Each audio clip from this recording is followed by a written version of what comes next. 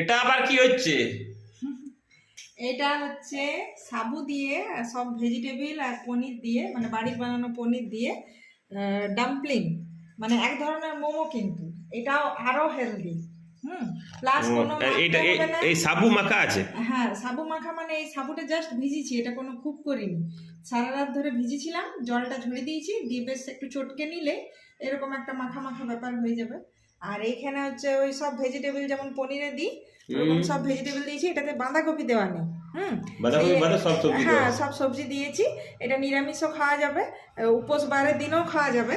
আর নুন এইসব দিয়েছি, গোলমরিচ দিয়েছি, আর বাড়ির বানানো একটু পনির দিয়েছি।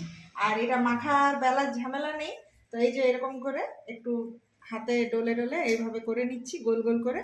এগুলো ডাম্পলিং হচ্ছে। আর একটু সাইডে থালাতে একটু তেল নিচ্ছি, জাস্ট হাতে এরকম, হাতে যাতে না চিটে যায়। হ্যাঁ, মানে করতে সুবিধা হবে। হ্যাঁ, এরকম নিলাম। তো খেতে কেমন লাগে আমাকে পট এটা করে? খেতে খুব সুন্দর লাগবে, আর প্লাস মানে তো আমাকে দিয়ে দাও, একটা দিয়ে দাও। আরে এখন না, এটা স্টিম হবে, মোমোর মতো স্টিম হবে। ও আচ্ছা, মোমোর মতো স্টিম হবে। আমি বসিয়েছি, জল গরম বসিয়েছি, এই দেখো। তো বন্ধুরা দেখছেন এখানে মিতালি ডাম্পলিং বানাচ্ছে, তো এবার ডাম্পলিং খাবো।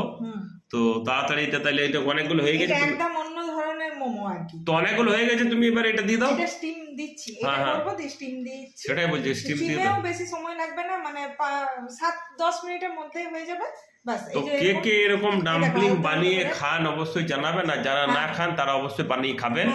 আর ফ্যামিলির সঙ্গে এইভাবে এনজয় করুন।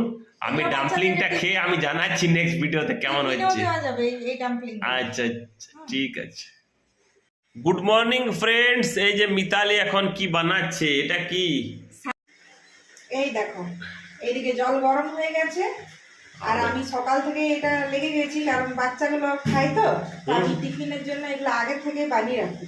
তো ওরা আসে আর সবসময় বলে আজকে কি খাওয়াবে, আজকে কি খাওয়াবে। তো এই দেখুন, এইভাবে আমি সকাল থেকে মানে এটা জাতা নয়, এটা হচ্ছে ডাম্পলিং। হ্যাঁ, কালকে জাতা বানিয়েছিলে, জাতাটা খুব ভালো লেগেছিল।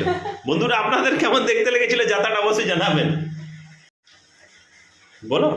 তো এই দেখুন, এইভাবে আমি প্রত্যেকটা ছোট ছোট ডাম্পলিং গুলো করে নিয়েছি। এটা মানে উপোস বারের দিনেও খাওয়া যাবে, আর কেউ গেস্ট এলে ভাবতেই পারবে না যে এত সুন্দর ভেজের মধ্যে এই সাবুদানা দিয়ে না বেলা না মাখা ডাম্পলিং হয়ে যায়। আর কোনো খাটালি নেই, কিন্তু এটা খুব সহজেই হয়ে যায়। তো এইভাবে আমি না, এইটাকে সিদ্ধ হোক, খেয়ে বলি কেমন লাগছে, বন্ধুদের জানাই।